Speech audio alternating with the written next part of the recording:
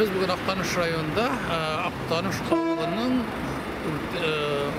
güzel uranların birisinde ağaçlarını nişik ettirip, kesip, derbiye kesip, onların kövselerin, üsüşlerinden indimine umaya koyuğun duyasa bula.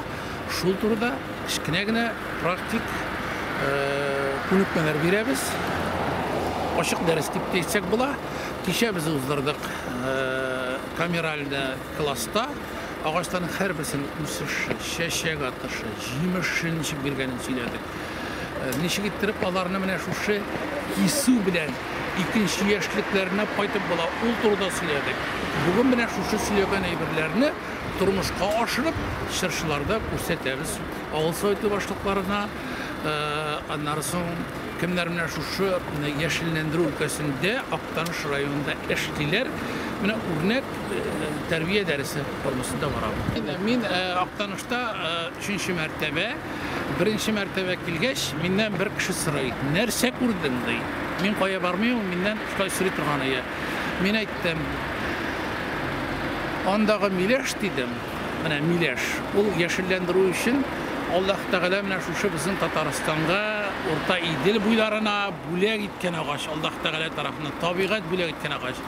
Şu kadar ko'p meytem milash, nishlab meytem, Elfiye Afzalovaning meytem, Aktanış milashları degan jiri yo'q ekan meytem.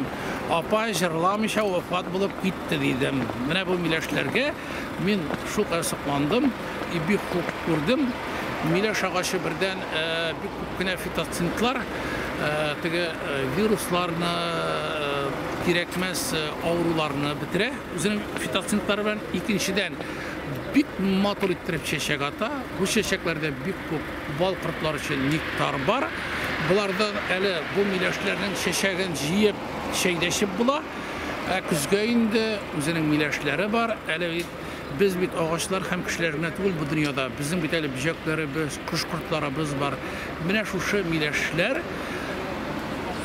kış gününde kuşlarımızga jim bitken şurada onlarning to'planib chiqanog'i, onlarning o'sishine de yig'inti yasatırga mana shunday turli yoqlab mana şehirde, avulda yaşayan kişinin yaşaw ma'nosine, şartlarına yig'inti yasamış mana bütün ekologiyaga, bütün tabiatning turishina to'lib bir bütün ettirib qaraganda ularga da bir zo'r foyda keltiradi.